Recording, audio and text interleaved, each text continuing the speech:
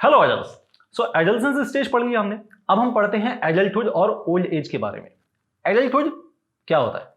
सो जिस दिन आपको ये रियलाइज होना स्टार्ट हो गया that you have some responsibilities to take care of, चाहे वो फाइनेंशियल हो, चाहे वो फैमिली हो, चाहे वो रिलेशनशिप के इश्यूज हो, सो अगर आपकी मेच्योरिटी आ गई है, यू स्टार्ट अंडरस्टैंडिंग कि नहीं, I have certain responsibilities to take care of, और वो बालपन को आपने साइड में कर दिया है, then your adulthood age starts. Adulthood जो है वो बेसिकली दो टाइप के होते हैं, अर्ली और लेट एडल्टहुड।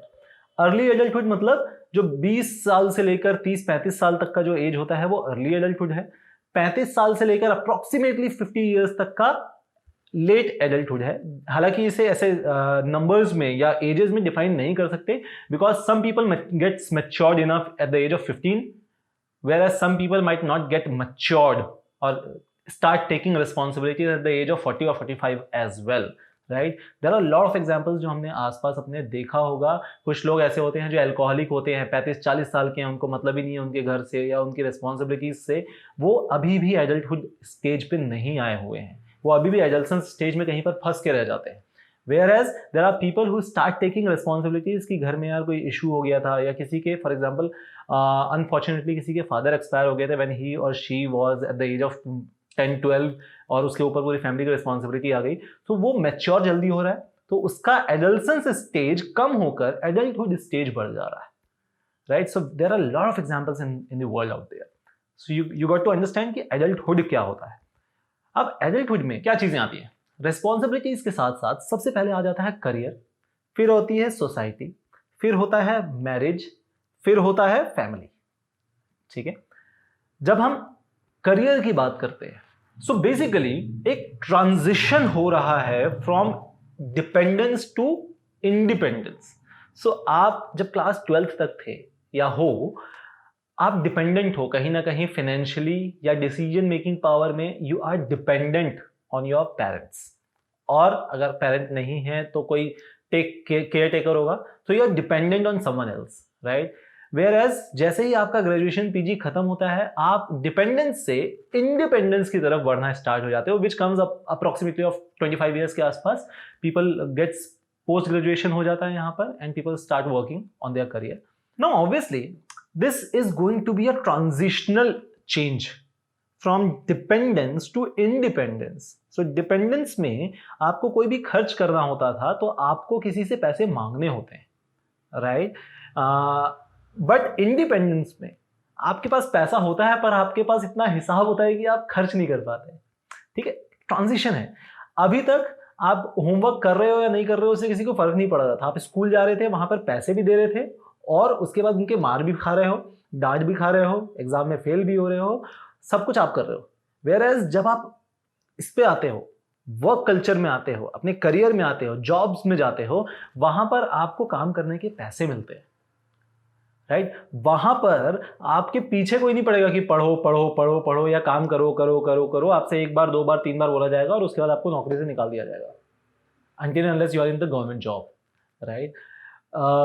So ये एक ट्रांजिशन होता है in context of work and culture, और चैलेंजेस ऑब्वियसली बहुत सारे आते हैं। दूसरा होता है आपकी मैरिज लाइफ।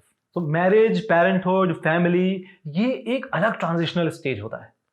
तो आप थोड़े से मैच्योर हो गए हो, 25, 26, 27 साल के हो जाते हो, उसके बाद आपके पेरेंट्स जो हैं या आपके केयर टेकर्स हैं, रिलेटिव्स हैं, वो आपके पीछे पड़ जाएंगे, शादी कब करेगा, शादी कब करेगा, शादी कब करेगा या शादी कब करोगी।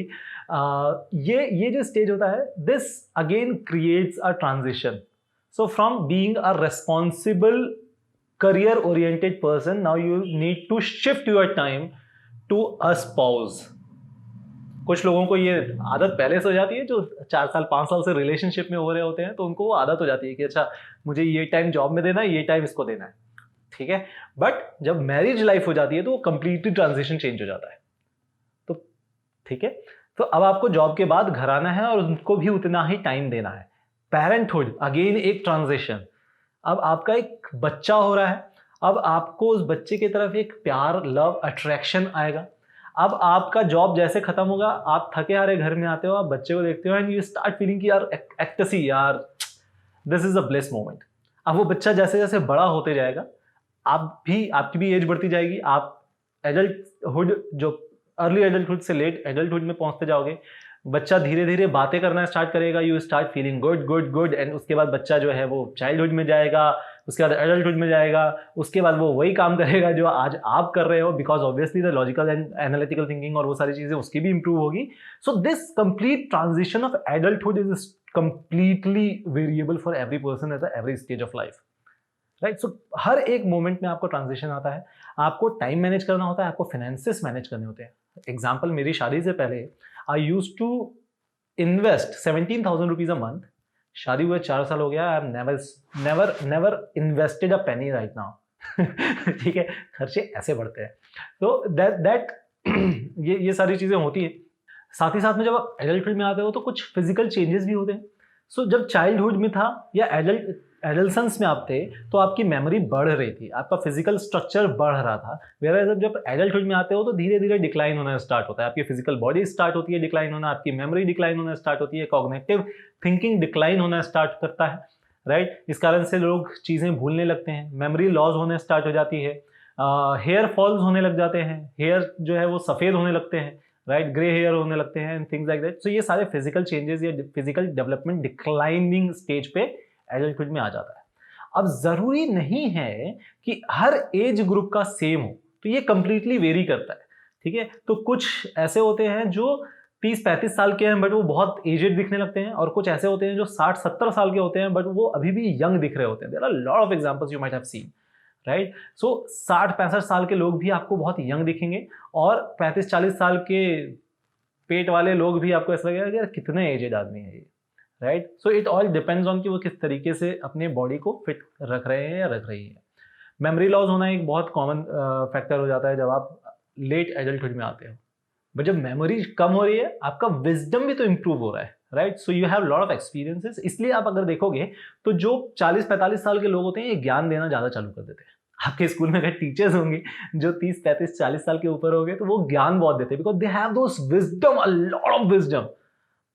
अब वो लॉट ऑफ विजडम को करेंगे क्या? They can not store somewhere. ऐसी कोई बैटरी नहीं है जिसमें स्टोर करके रखेंगे, तो वो हर किसी को देते रहते हैं, ले जाओ ले जाओ ले जाओ. But as an adolescence or as an early adulthood people, we don't take it generally, right? This happens with you? Yeah, probably. Now let us understand कि अब एक ऐसा स्टेज आ गया है जहां पर फिजिकल बॉडी डेट्रिएट होना चालू कर दी है, मेमोरी डेट्रिएट होना चालू कर दी है, एंड यू स्टार्ट फीलिंग कि यार एनर्जी की कमी होने लगी है शरीर में. That stage is known as old age. वृद्धावस्था, बुजुर्ग जो है वो ओल्ड एज में आ जाता है. सो ऑब्वियसली जब ओल्ड एज में कोई बंदा आता है तो उसकी फिजिकल डेवलपमेंट में क्या होगा? डिक्लाइन होगा. कॉग्निटिव डेवलपमेंट में क्या होगा? डिक्लाइन होगा. उसकी सोचने समझने की, चीज़ों को एनालिसिस करने की, लॉजिकल थिंकिंग जो है वो डिक्लाइन होगी, राइट. तो ये सारी प्रॉब्लम्स ओल्ड एज में उनके साथ होगी. साथ ही साथ में इसमें प्रॉब्लम्स होती हैं कि फिनेंशियली, बिकॉज रिटायरमेंट जो है वो इस एज में आता है, राइट. अब जैसे ही रिटायरमेंट आता है तो फिनेंशियल कंस्ट्रेंट आना स्टार्ट होता है. जिस बंदे ने पिछले 40-45 साल से जॉब या काम कर रहा था, अपने खर्चे खुद चला रहा था, अचानक से उसका रिटायरमेंट हो जाता है तो उसे फिनेंशियल कंस्ट्रेंट अचानक से लगने लगता है, right. That is a problem. दूसरा प्रॉब्लम हो सकता है कि जब उसने एडल्टहुड में शादी की थी, अब हो सकता है कि वो स्पाउस जो है वो भी एजेड हो गई है. फिजिकली तो ऑब्वियसली बहुत सारी डिसीजेस और प्रॉब्लम्स होती हैं, बट वो स्पाउस जो है वो एजेड हो गया और प्रोबेबली कि उसकी डेथ हो गई. Now there is a grievance period, right. तो वो सबसे दुखी वाला पार्ट होता है किसी भी एडल्ट या ओल्ड एज पर्सन के लिए, टू लूज देयर स्पाउस. और वहां से उनका एंजाइटी, डिप्रेशन में रहना, कोई चीज अच्छी नहीं लगना, ये सारी चीजें वहां से स्टार्ट हो जाती है उस एज में, राइट. फिर अगर मैं उस बच्चे की बात करूं जो इस बच्चे ने को एडल्टहुड में उसने जन्म दिया था, राइट, और वो बच्चा अब बड़ा हो गया है. अब वो उस बच्चे से क्वेश्चनिंग नहीं कर पाता. अब वो बच्चा उससे बोलता है कि यार ये करो, ये मत करो, ठीक है. कई बार वो बच्चा उस पेरेंट को वृद्धाश्रम भेज देता है, राइट, बिकॉज यार मुझसे आप नहीं झेले जा रहे हो, आपको कुछ समझ में नहीं आता है. बिकॉज अब ये जो ओल्ड एज का जो कॉग्निटिव थिंकिंग है वो it is approximately same as an adolescence stage वाला बच्चा, राइट. तो इसे अब समझ में कम चीजें आने लगती हैं इस एज में. अब जो एडल्टहुड वाले लोग हैं, जो उसका बेटा है, वो थोड़ा सा अच्छे अच्छे व्यवहार नहीं करते कई लोग, whereas there are a lot of people who take this very seriously and who care for their parents as well, right?